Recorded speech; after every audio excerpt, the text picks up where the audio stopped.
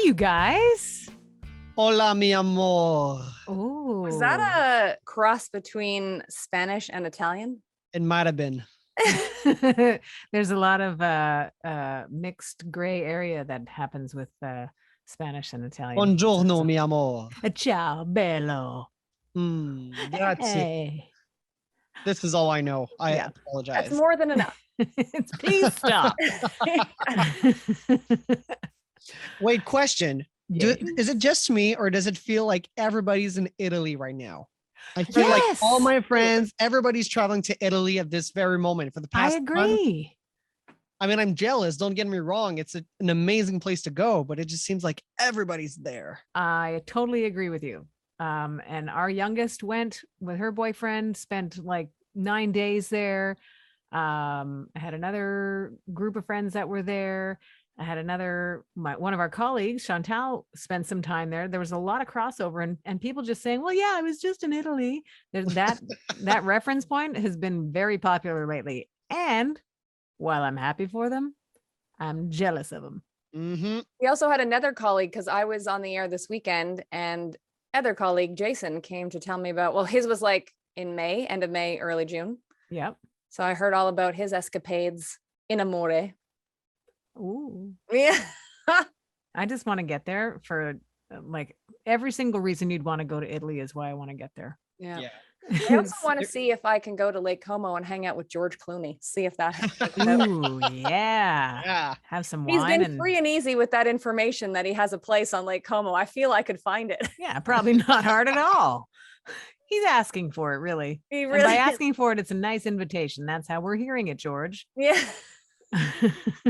We're Don't worry, I not take off my weird. shoes when I come inside. It'll be great. We're not weird. We're happy and happy to be at your Just house. sidebar before you quickly run over what we're doing on the show.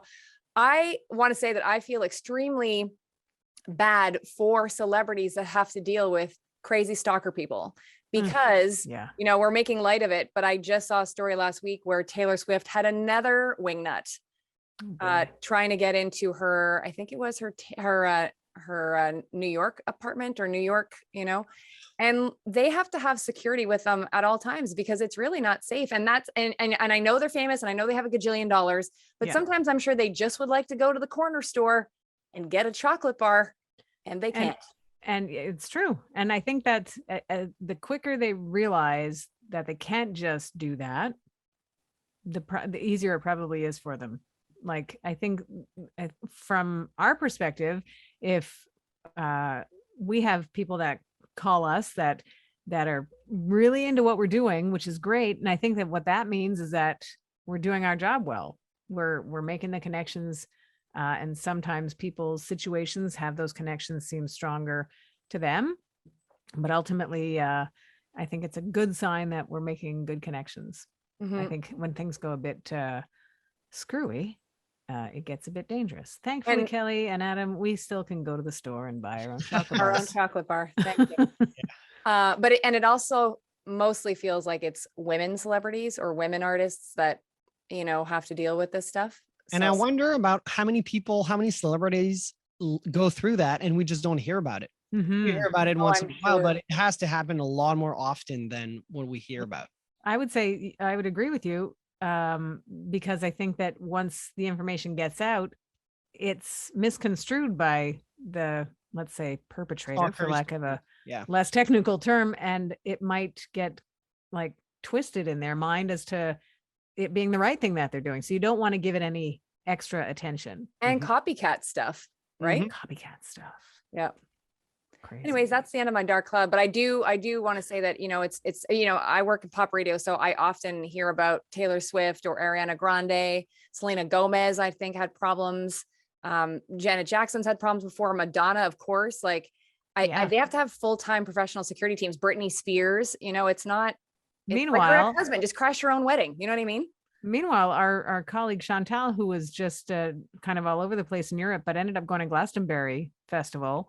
Wow. She said that after Noel Gallagher's set, he was milling about the crowd. I don't know if he had security with him, but he felt fine enough to sort of be amongst the people, So then that might prove our point that it's more women that have greater issues with security detail like that. Mm-hmm. Anyways, like you said, Kel, let us actively push the dark cloud out of the way.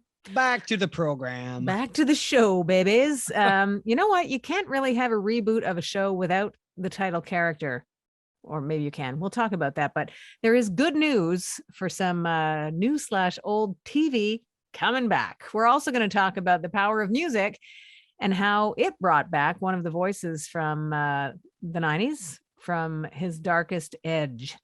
We got Kelly's Trivia, got your 90s Rewind coming up. That'll take us back to around summertime 1997. Okay. We've got dogs in the room, so that's great. We can hear those metals wiggling.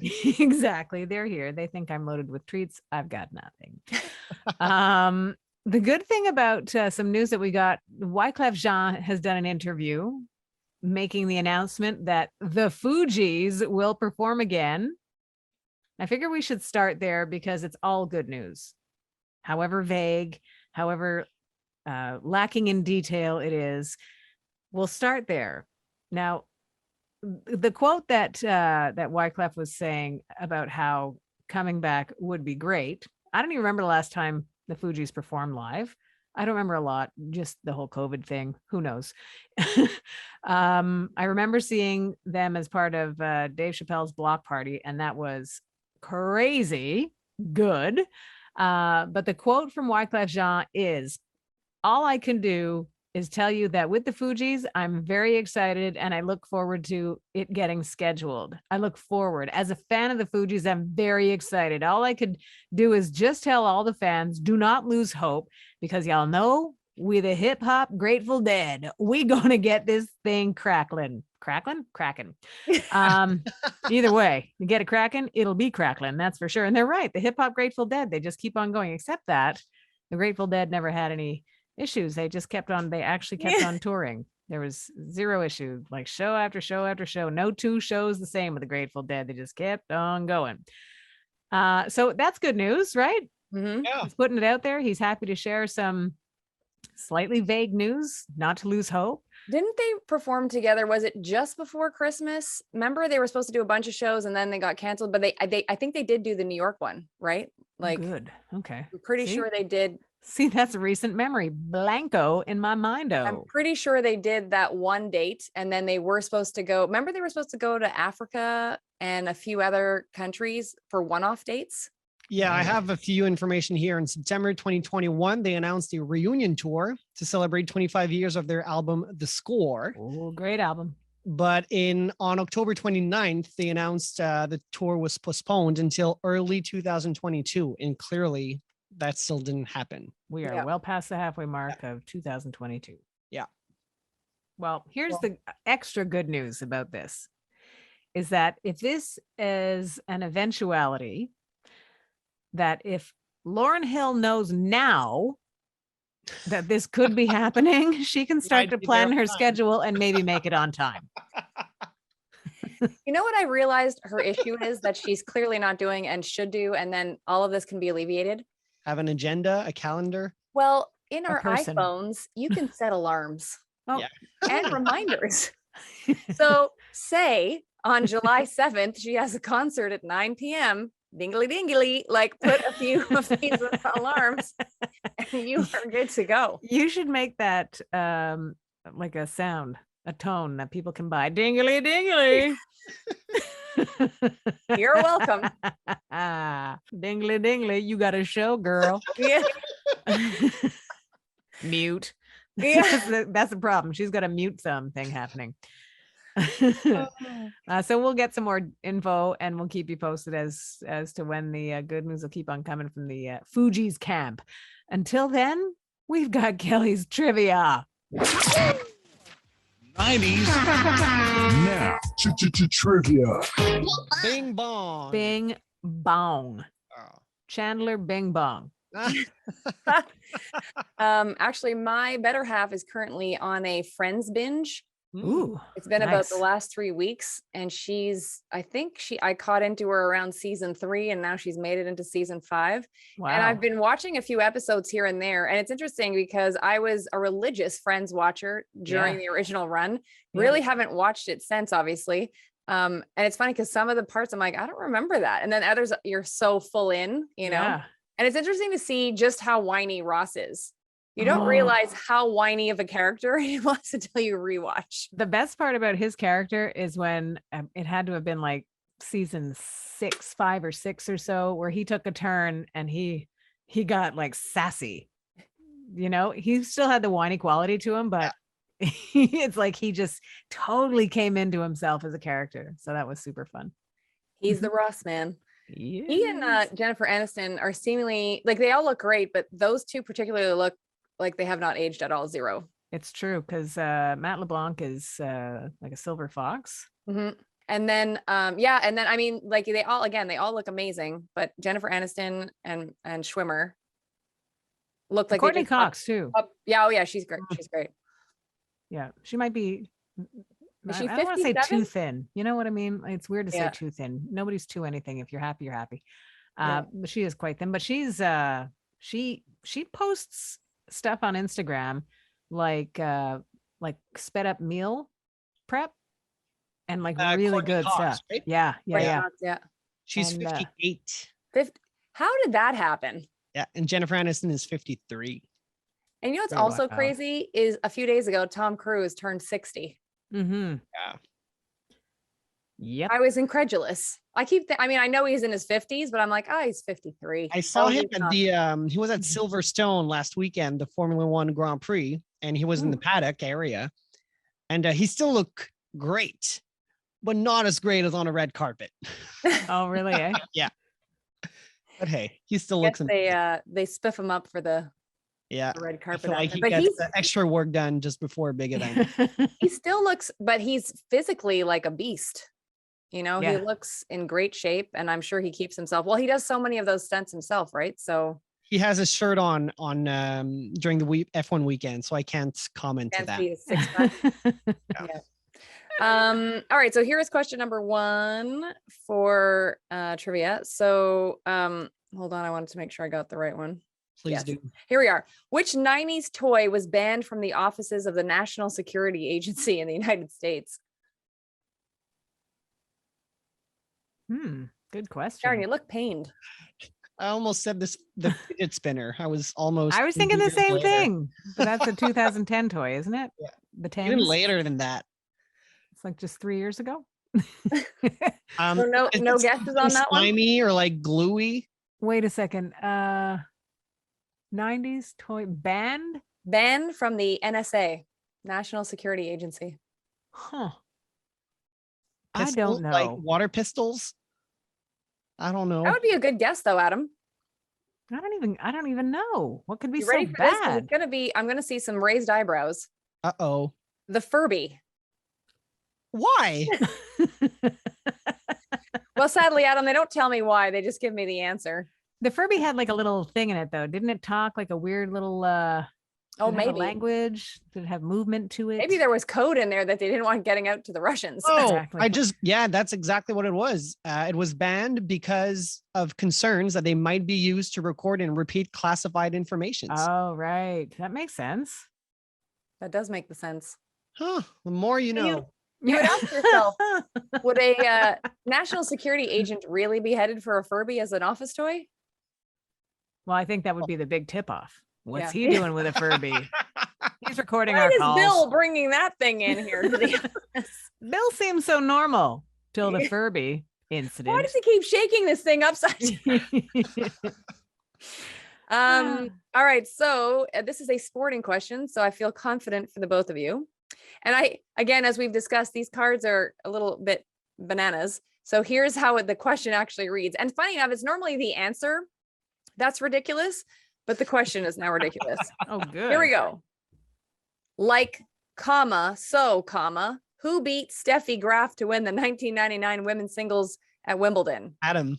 Go, Adam. Would it be Navratilova? It was not, but I love that you put a French accent to it. I couldn't say it in English. I had to go for the French. I'm going to say Martina Hingis. Oh, that's a good guess also. Wait, can I Thank keep you. guessing? You can Yes. get one more guess, but it won't count. Go. No, I saw all the Wimbledon winners this weekend. They made a In that parade of winners? Yeah. But this Yeah, is a super timely cool. question I'm asking you. Yeah. I have no idea. Wait. Lindsay Davenport. Oh, nice. Okay. For the record, Was Adam not got 2 guessed. guesses. I got 1. Okay. Maybe next week, Sharon. Maybe I'll get my extra guess then.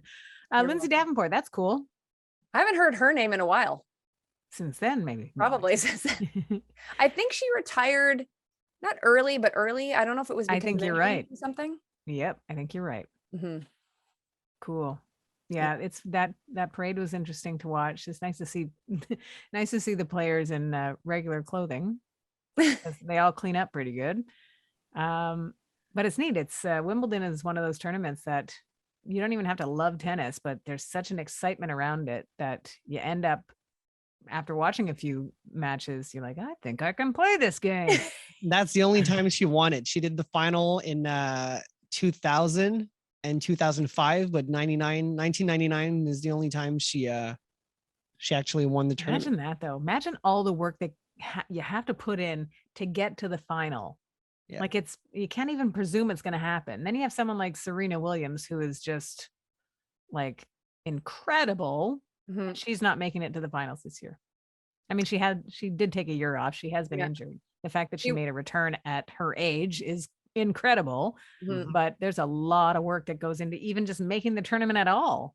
Oh my goodness. It's crazy. People have no idea the amount of, it's like when we watch the Olympics and we all get into luge for 2 weeks or whatever it is, but then, or skeleton, Sharon's personal favorite. It's just foreboding. Yeah, but then we don't see the hours at the gym and the track and the weightlifting and the nutrition. And these are, the luge, for example, not such a, I would say, I mean, it's a well-known sport, but it's not like well-known in June. You know what I mean? Yeah. So it's not as if they're getting tons of sponsorship money from Nike, most likely, so it's a lonely road for like 3.5 years until we all get on the bandwagon, leading up. And you'd think you'd want like, a bit of extra padding in a sport like the luge or the skeleton, so that if you do bounce off, that it won't, there's like a little bit of cush between your bones and the ice wall. Yeah. Sharon sticking to the important details. Yes. Chips. Imagine though, you were talking about the diet and the strictness that comes along with having to eat properly when you're training for something like the Olympics or Wimbledon or whatever the high level professional sport. You're like, I'll just have some chips. No. I'm not sure I can do it. What's crazy? Sure I've seen like when Michael Phelps in 2008, remember he won, was it 8 medals at the Beijing Olympics or whatever? Mm-hmm. I remember watching, I think it was a CBS report on him or something. And they followed, a life, like a day in the life of him training. And obviously he is a tall fellow, you know what I mean? And so he has calories to stack on to stay, buff and all that stuff. Yep. The amount of food that guy got to eat, and not all of it looked healthy. I think I saw him eat some sort of bacon sandwich and all this, but because he's expending so much energy in the pool and the weightlifting, he needs to take on like whatever amount of thousands of calories he does every day. But that's the thing, is when they stop, they can't keep eating like that. And that's why I think you see a lot of professional athletes like hockey players and football players, I think especially, and MLB players that completely tip the scales after, because they're still eating as if they're playing. I think you see it especially with swimmers, because we're so used to seeing them mostly naked, when it's men, and women too. I mean, they have more lycra covering their bodies, but you see what they have, you see the results of their hard work. So that, like you say, if you continue with that, but you're not doing the exercise to counteract the calories, you can see the built-in floaties starting to present itself, I don't know what happened. I think you do. I think it was the chips, fella. Agreed. Maybe that's why I've got my own personal flotation device. Ready at all times, Sharon. Ready to go. Now, you know what? We were talking about how I think we just know this. Music always helps. Always. Any situation makes it better every single time. And when you think of a band like Savage Garden to have given so many great songs within our favorite decade, love songs, fun songs, dance songs, really great songs, And then after years of figuring things out, singer Darren Hayes is now talking about how he's made it to the brink of his own very personal darkness, but has made it back. And it's thanks to new music, which he's also done. Pretty heavy story. Mm-hmm. Were you surprised by any of it when you read? None. He talked about his journey to coming to terms with the fact that he's gay. Yep.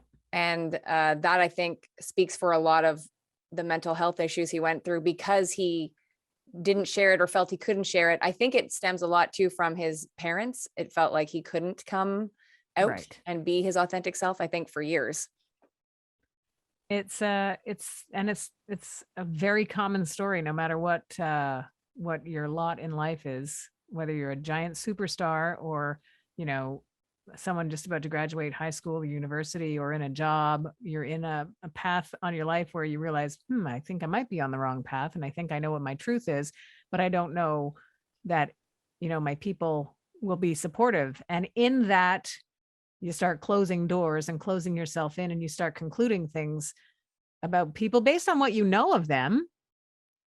I think that's the danger zone. You end up isolating yourself in your own thoughts in a lot of cases, and maybe not giving the people in your life the chance to rise to their own occasion. Oftentimes they let you down, which is what hurts.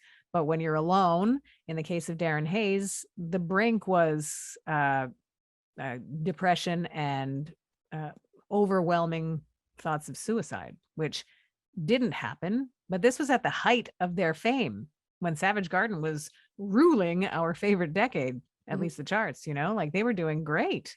But how many times do we hear that story of people at the height of their fame where we're, going, oh my God, it must be so amazing to be them. Yeah. And they're not happy at all. No, it's a weird time. Like it's an enviable position because they seem like they're on top of the world, but like we were talking about security detail before, if that's who your closest person is, that's it seems like a really skewed reality. So probably really hard to adjust to. I remember what was his name? The famous chef that traveled the world. Anthony Bourdain. And I think when he passed away, they had a clip of him saying about, let's say you win an Oscar one year. That's the level of adrenaline you need to be happy. If you don't have that next year, then you're unhappy and you're not having the emotions and everything you're supposed to feel to be happy. So it feels like complete shit, Right. Yet at the same time, that burden. I think if that's a possibility, then you have to realize that success you have to manage your success to be a long stretch. So if you peak with that thing, but you don't get that thing again, it doesn't negate all the great work that you do, right? Like easier said than done, but yes.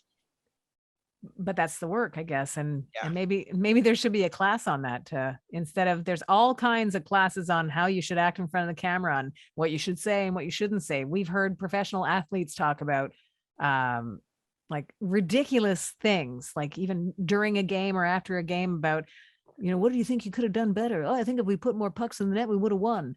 No kidding. So they're coached on like how to, perform and give you sort of platitude answers, but maybe they should be coached on dealing with not getting there again. But it's in saying it out loud, it sounds counterproductive because it seems like you're teaching them how to lose, which you kind of are. Because if you go back to when they were 6 years old playing the sport or doing the thing or dreaming of being the singer, you had to be prepared to know how to lose, be a good sport, I don't know, man. I think that's why too, there's so many child star issues, because if they peak at 16 or 17 or whatever, even, Justin Bieber, good example, he's actually one of the exceptions where he's lucky, even though he kind of personally tanked for a while, his career has never suffered. Right. Like his career has kept going. And it's funny, I actually had that thought about him the other day. Unless something really goes, I don't know what, he's just cool. And like his songs are always great. He teams up with the right collaboration. So he keeps himself in all these different genres, whether it's pop or hip hop or R&B, whatever. And now he seems to get it on the personal front. So now he's flying high again, but I think in a very balanced way. Yeah. But there's lots of celebrities like, even back in the 90s where they would have peaked in the 90s and had 1 or 2 hit singles, and then that was it. And then they try to live up to that for the rest of their life, and it doesn't work. They're chasing it. It's like a drug. Yeah. So I think that's why you see a lot of these celebrities in rehab or not making it. There's been enough celebrities that didn't make it. Yeah. Well, full circle back to Darren Hayes. He did seek professional help. He got he dealt with the pain that he suffered in as a child, and took the proper steps to getting mentally healthy and making music, which he also credits to basically saving his life. So happy trails to Darren Hayes with a brand new album coming. And those stories, when you read them or even see them, interviews happen on entertainment shows, they'll often include crisis hotline information, suicide prevention, lifeline.org, things like that. And that was one of the tag websites that was included in the interview that we read with Darren Hayes in People magazine. So there is help available if you need it, and it's a matter of reaching out. So reach out if you need to, and sometimes reach out if you don't need to. You know what I mean? Mm-hmm. Stay in touch with people, have good conversations, and thank you for listening to 90s Now. We're here to help. Hopefully, exactly. What else do we want to talk about? There was something else. I have a quick sidebar that I didn't put in the notes, but I must talk to the both of you about. I love sidebars. Is it dipped in chocolate? It could be. So I forgot. I knew it was coming up, but completely, because all sense of time and space seems to elude me these days. The days just meld into one another. But it was Essence Fest this past weekend in Louisiana. Ooh. And so many amazing artists were performing. And actually, Adam, I'm not sure if you could quickly do this for me, but I'm pretty sure Lauryn Hill was performing at Essence Fest. And I wanted to give a shout out to Janet Jackson because she performed. And from what I gather, she was at one of the stadiums and 48,000 people watched her perform. And you should see the amount of accolades that everybody was giving her on Twitter, in articles. Everybody was just saying what an amazing performance she put on and was showing the young ones how to do it. Patti LaBelle was there. Ooh. Debbie Allen was there. New Edition was performing. The list goes on. So I just wanted to give a shout out to all the performers who went to Essence Fest and put on a great show for the fans. And actually now it's like, it's been a goal of mine for a while. And now I really want to make it happen. I do want to go to Essence Fest at some point because it has to be amazing. If you love R&B, that's the place to go. Wow. So want to know what happened? Wyclef Jean was performing, and midway through his set, Lauryn Hill stepped on stage. There we go. For a solo rendition of Killing Me Softly. Wow. And then they were joined by her Fugees bandmates on How Many Mics, Fuji Law, and Ready or Not. Nice. So that's pretty cool. Fuji Law, love that song. So good. So My good. gosh. And also, by the way, and Sharon will appreciate this, I follow Tootie, Kim Fields, on the social media. Yeah. And it's just a quick sidebar to that. She has a show on Netflix called The Upshaws. Have you watched it yet? I have not. It's the #1 sitcom on Netflix, I believe is the banner. So congratulations to Kim Fields. I think that's I'm on it. And it's on Netflix. And she put out on social media, because her and Janet have been buddies since they were teenagers. And since they were on when Tootie was a little kid on Facts of Life and Janet appeared on Different Strokes. Different Strokes, I believe, from all. And I think they met each other at an audition. I guess they were both up for something at one point. So and then I think it was Kim Fields' mom played Janet's mom on Good Times. Is that correct? Or something Possibly, about that. because also Kim Fields' mom played her mom on Facts of Life. What's her mom's name? Do you know? I'm totally blanking. Mrs. Fields. Okay. I think it's something different. But I think anyway, you're probably right. Kim Fields' mom. Chip Fields? Chip? I don't think Kim Chip Fields' mother. It says Laverne Chip Fields. Oh, well, maybe Chip is an American singer, actress, television director, and producer who appeared in popular films, television shows, and Broadway theater. Oh, maybe. Is Chip in quotes like that's a name or maybe a last name? Well, the big Google thing says Chip Fields, but on Wikipedia it says Laverne Chip in I guess that's her nickname. Quotes. Wow. in quotes Fields. Cool. So there's a video on Kim Fields' Instagram of Janet and her saying hi at Essence Fest, and they hadn't seen each other in person in 15 years. Wow. So it was really cute to see them together. That's neat because they kind of resembled each other at that time. Same hair, the flip back hair. Super. They were so cute too, as like so cute 14-year-olds. Yeah. Actually, Adam, can you tell me? Because I think Kim Fields is the same age as Janet or close, maybe 2 years behind, but because Janet's 56 now. They're in my age 53. box. She just turned 53. Okay, there we go. There we are. So that's my my That's sidebar. my thoughtful sound, by the way. Let's carry on then, shall we? Because we talked about a reboot of a TV show, and it's funny that I thought I would lead with the idea that you can't have a 90s reboot without the title character, and then I thought, well, yes, you can, because they did it with the Connors. Because they had to. Because they had to. So it can be done, but it's much better when everything works out great. When they, we had TV really good in the 80s and 90s, and no disrespect to the 2000s at all. There's great TV. But when some of our faves come back for more, that's super fun. And like I said, when the title character is on board, we are good to go. Here is a quote from Kelsey Grammer. He says, we're in the final stages of the final script for the first episode of Frasier, the reboot, and it looks pretty good. I've had a couple of runs through and I cried. So, I'm happy. Wow. End quote. That's exciting. I happened upon a couple of episodes. Deb was watching it and it totally holds up. So to revisit that, I think is going to be really cool. Roz, as we know, we love as a fellow radio person. So yes. She was super great. dry. Oh my gosh. And a quick factoid. So that it ran 11 seasons from 93 to 04. 11 seasons, eh? Yeah. Wow. And I forget the amount of Emmys, but I know that it won 5 Emmys in a row for outstanding comedy. And it was something ridiculous, like 27 Emmys or 35 Emmys it won over the course of 11 years. It's something ridiculous. But 11 years, that's remarkable. And that is a spinoff too. Yeah, from Cheers. Yeah. You want to know the number? I do. Yes. 37 Emmys. There we go. Wow. Including 5 consecutive wins for Best Comedy Series. It's funny. It was dry, yeah, sarcastic, perfectly timed. Like every character was on it.